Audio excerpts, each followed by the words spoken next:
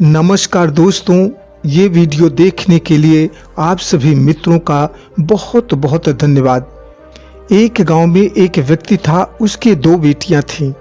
अभी कोई 14-15 साल की थीं। तभी उनके माता पिता का देहांत हो गया। दोनों माता पिता के देहांत होने के बाद दोनों बहनें अकेली पड़ गईं। उनका इस दुनिया में कोई नहीं था। खेती बाड़ी भी बहुत नहीं थी। माता पिता ने जो कुछ रखे थे धीरे धीरे वो सब खत्म हो गया। अब दोनों बहनों को बहुत परेशानी होने लगी। कुछ दिनों के बाद ऐसा दिन भी आया जब उनके पास खाने के लिए कुछ भी न बचा। उनकी परेशानी और दुख देखकर गांव वाले दया कर कभी कभी कुछ थोड़ा बहुत अनाज पानी दे देते। थोड़ी बहुत खेती बाड़ी से मिल जाता। इसी से गुजर बसर चल रहा था। लेकिन खेती से कितना हो सकता था। दोनों बहनें कभी कभी भूखी सो जाया करते। रोज रोज किसी से अपना दुख भी सुनाने में संकोच आता था। संयोग बस उसी गांव में एक दिन कुछ साधु और उनके साथ कुछ साध्वियां पधारे।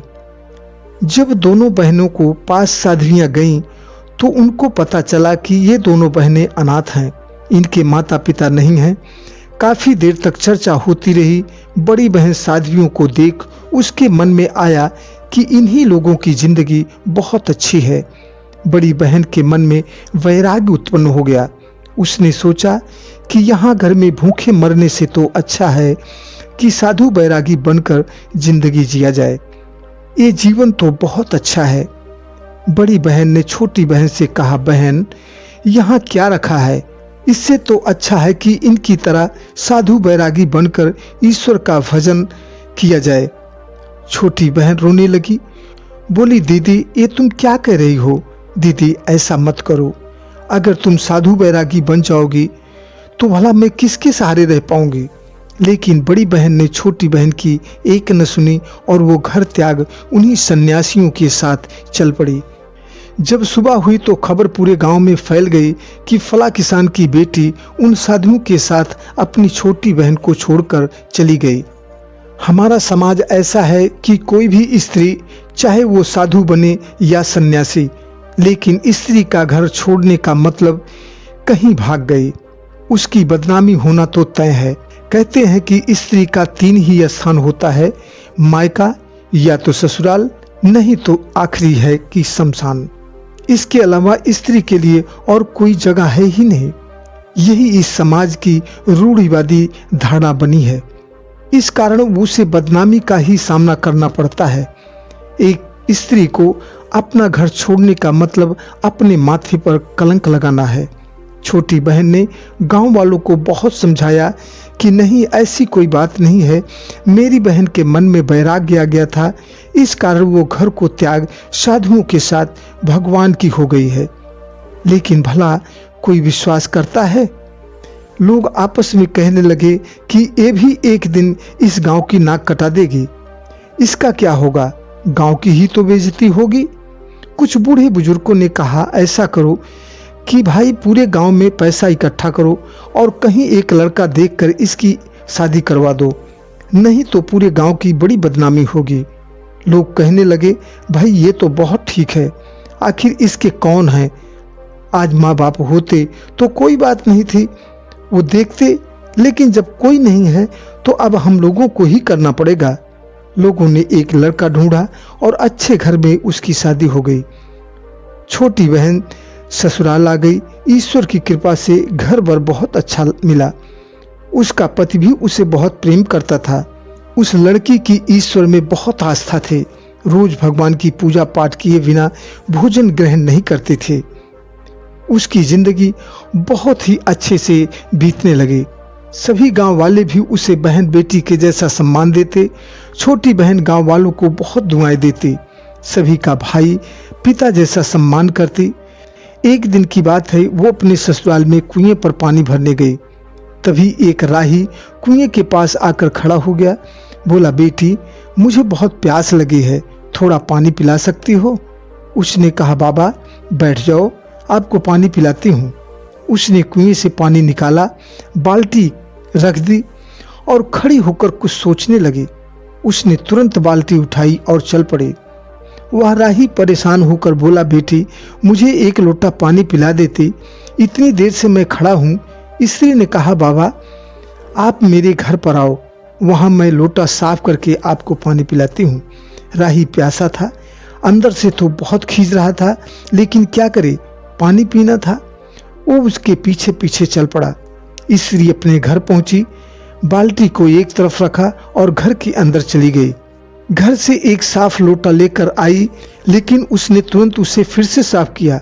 उसने एक लोटा पानी बाल्टी से निकाला और एक तुलसी के पौधे के चारों तरफ पानी का घेरा बना दिया, लेकिन तुलसी के जड़ के पास एक बूंद भी पानी नहीं पहुंचा।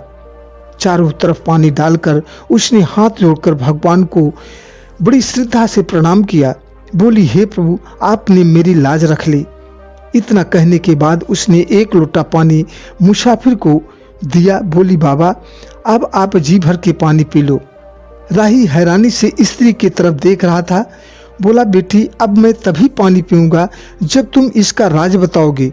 बेटी तुम यदि चाहती तो मुझे एक लोटा पानी तो कुएं पर ही पिला सकती थी, लेकिन तुमने मुझे अपने घर तक क्यों ले आई, और घर भी आकर तुमने तुरंत पानी नहीं पिलाया। पहले तुमने तुलसी के पौधे में पानी डाला, वो भी तुलसी के पौधे की जड़ में एक बूंद भी पानी नहीं जाने दिया। फिर तुमने भगवान से लाज बचाने की बात कही। इसका क्या राज है, पहले तुम बताओ, तभी मैं पानी पीऊंगा। स्त्री हंसते हुए कहती है, बाबा इस राज को जानकर क्या करोगे, मैं तो आपको पानी पिला रही हूँ। थोड़ी देर हो गई, उसके लिए मैं आपसे क्षमा मांगती हूँ। राही ने कहा, नहीं बेटी हमें बहकाओ मत। राही ने हाथ जोड़कर कहा, बेटी तुम कोई साधारण स्त्री नहीं हो, बेटी कृपा करके इसका राज बताओ। स्त्री ने कहा, बाबा मेरी बात गौर से सुनना। आपने देखा कि मैंने लोटा भरकर पानी तुलसी के पौधे के चारों तरफ डाला और एक बूंद भी पानी तुलसी की जड़ में नहीं गया। बाबा मैंने ऐसा क्यों किया? बताती है, मेरी एक बड़ी बहन है जो अब वो साधुओं के साथ कुटिया बनाकर साधुओं के बीच में रहती है। आज उन साधुओं की झोपड़ी में आग लग गई है, सभी की झोपड़ी जल रही है। जब मैं कुएं पर थी तो मुझे इस बात का एहसास हुआ कि मेरी बहन की भी झोपड़ी में आग लग गई है, इसलिए मैं दौड़कर आई और तुलसी के पौधे के चारों तरफ पानी डाला। पौधे के चारों तरफ पानी डालकर मैंने यहीं से आग बुझा दी, यही इसका राज है। राही सुनकर स्तब्ध रह गया। उसने कहा, तुम्हारी बहन इतनी दूर है तो भला वहां लगी आग यहां से कैसे बुझ सकती है? स्त्री ने कहा, बाबा अगर आपको यकीन नहीं है तो आप वहां जाकर खुद देखाओ। सभी साधुओं की झोपड़ी जल गई है, बस मेरी बहन की ही झोपड़ी बची है। राही वहां से चल पड़ा जहां उसकी बड़ी बहन साधुओं के बीच रहती थी। राही वहां पहुंचता है, देखता है कि बात बिल्कुल सच थी। सभी साधुओं की झोपड़ी जल चुकी थी। उसकी बड़ी बहन साध्वी अपनी झोपड़ी में सुरक्षित ध्यान अवस्था में बैठी है। झोपड़ी से पानी चू रहा था। वहां आग जलने की कोई गर्मी ही नहीं थी। राही साध्वी के सामने खड़ा था। साध्वी ने आंखें खोली, देखा तो सामने एक व्यक्ति खड़ा है। राही ने कहा, सभी साधुओं की झोपड़ी जल गई, लेकिन आपकी झोपड़ी कैसे बच गई? साध्वी ने कहा, ये मेरी भक्ति की शक्ति है, जिसकी वजह से मेरी झोपड़ी को आग छू भी न सके। राही ने कहा, देवी ये असत्य है, ये झूठ है, ये सब तुम्हारी छोटी बहन की कृपा से हुआ है।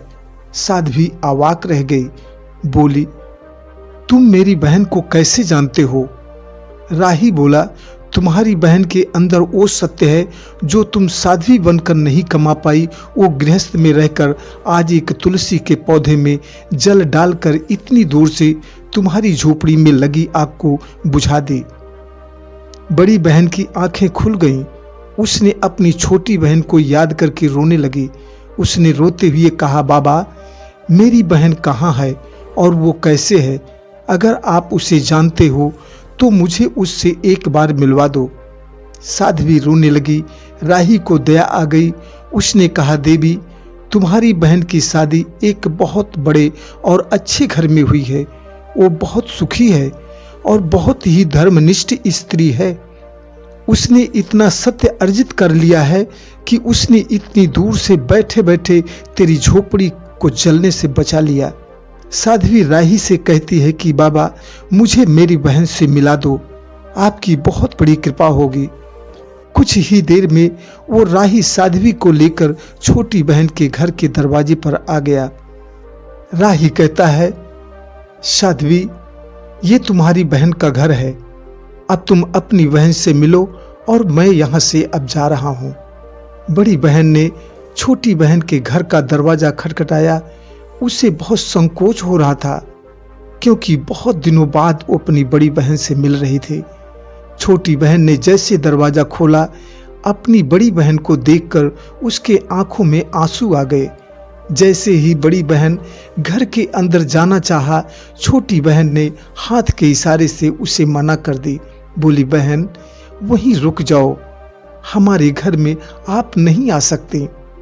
दुनिया की नजरों में आप एक बदनाम औरत हैं। मेरे घर में तुम्हारे आने से मेरे परिवार पर सभी उंगलियां उठाएंगे, इसलिए तू घर के बाहर रह। तू मेरी बहन है, मैं तेरे रहने खाने का इंतजाम अवश्य करूंगी, लेकिन अपने घर में नहीं। मैं अपने घर के अंदर कदम भी नहीं रखने दूंगी। इस तरह के वचन सुनकर बड़ी बहन रोने लगी। घर से बाहर बने एक कमरे में बड़ी बहन के रहने खाने का इंतजाम कर दिया। जब शाम हुई तो बड़ी बहन से छोटी बहन मिलने गई। दोनों बहनें एक दूसरे को पकड़कर फूट फूट कर खूब रोईं और एक दूसरे को ढांढस बधाया। फिर बड़ी बहन ने कहा, बहन तेरा जन्म धन्य है, ईश्वर ने तुझे सब कुछ दिया है। गांव वालों ने मिलकर इतने बड़े घर में तेरी शादी करा दी और एक मैं हूं कि दर दर भटक रही हूं। बहन मैं अब कहीं नहीं जाना चाहती, मेरी भी किसी अच्छे व्यक्ति से शादी करवा दो। अब मैं भी गृहस्थ में अपने परिवार के साथ रहना चाहती हूँ। छोटी बहन ने कहा, ठीक है, लेकिन अब मैं जा रही हूँ, कल फिर आऊंगी। दूसरे दिन फिर वह अपनी बड़ी बहन के पास पहुंची। उसने एक थाल में वरमाला रखकर एक रेशमी कपड़े से ढककर अपनी बहन को दी और खूब अच्छे से नहला धुलाकर उसका अच्छे से श्रृंगार किया, अच्छे कपड़े पहनाए। बोली, बहन इस नगर में प्रवेश करने के 4 दरवाजे हैं, तुम एक दरवाजे से घुसना। सबसे पहले जो भी सामने आ जाए उसको अपना पति मानकर उसके गले में यह वरमाला डाल देना। बड़ी बहन अपनी बहन की बात सुनकर वह चल पड़ी। नगर के दरवाजे से अंदर जैसे ही गई, देखती है कि एक कोढ़ी बैठा है, वहां और कोई नहीं था। बड़ी बहन ने मन में सोचा, भला मैं इस कुष्ठ रोगी के गले में वरमाला डालकर मैं इसे अपना पति मान लूं? नहीं नहीं, ये मुझसे नहीं होगा। वो पीछे मुड़ गई, सोचने लगी, कैसा है हमारा भाग्य, सबसे पहले मुझे कोढ़ी ही मिला, ये मेरी भाग्य ही तो है। वो अपनी बहन के पास लौट गई। छोटी बहन से बड़ी बहन ने कहा, बहन मेरी किस्मत खराब है, क्या मैं ऐसे कोढ़ी से शादी करूं? यह सुन छोटी बहन बोली, बहन मैंने तुमसे कहा था कि जो भी पहले मिले उसी के गले में वरमाला डाल देना, लेकिन तुमने बहुत बड़ी भूल कर दी। नहीं बहन, मैं कल दूसरे दरवाजे से जाऊंगी, शायद वहां कोई अच्छा व्यक्ति मिल जाए। दूसरे दिन बड़ी बहन वरमाला लेकर दूसरे दरवाजे से भीतर गई। जैसे ही थोड़ी दूर गई, उसे एक बूढ़ा लंगड़ा भिखारी मिला। पूरे बदन से बदबू आ रही थी। बड़ी बहन को घिना लगा। वह वरमाला छिपा ली, उल्टे पांव भागकर छोटी बहन के पास चली आई। छोटी बहन ने बोला, क्या हुआ बहन? बड़ी बहन रोते हुए बोली, बहन इसका तो और भी बुरा हाल है। आज एक बूढ़ा लंगड़ा भिखारी मिला, बोलो भला मैं ऐसे व्यक्ति को अपना पति कैसे मान लूं? छोटी बहन का चेहरा क्रोध से लाल हो गया। बहन तू अपने भाग्य से भाग रही है, परंतु याद रख, तू जितना भागेगी उतना ही तेरी भाग्य का क्रोध और भी प्रचंड होगा। बड़ी बहन तीसरे दिन भी तैयार हुई। जैसे ही तीसरे दरवाजे से कुछ ही दूर गई होगी कि सामने से एक 100 यात्रा निकल रही थी। लोग रोते बिलखते 100 को लेकर आ रहे थे। बड़ी बहन का कलेजा कांप गया। उल्टे पैर भागकर छोटी बहन के पास पहुंच गई। छोटी बहन ने देखा कि बड़ी बहन की आंखों में भय और निराशा है। उसने पूछा, अब क्या देखा तूने? बड़ी बहन कांपते हुए बोली, बहन, आज जैसे मैं दरवाजे के अंदर गई, देखती हूँ कि सामने से एक मृत व्यक्ति का शव लेकर कुछ लोग आ रहे हैं। बहन, तू ही बता, मैं क्या करूं?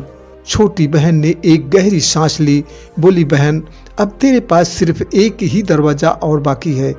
या तो तू उसे चुन ले, नहीं तो ईश्वर की इच्छा स्वीकार कर, या फिर सदा के लिए संन्यास धारण कर। चौथे दिन फिर बड़ी बहन ने चौथे दरवाजे से जाने का निश्चय किया। यह उसकी आखिरी परीक्षा थी। उसने जैसे ही दरवाजे के अंदर प्रवेश किया, एक दिव्य तेज वाला नौजवान पुरुष आता दिखाई पड़ा। बड़ी बहन का दिल खुश हो गया। उसमें अजीब आकर्षण था। पास में जाकर झट से वरमाला लिया और उस युवक के गले में डाल दी।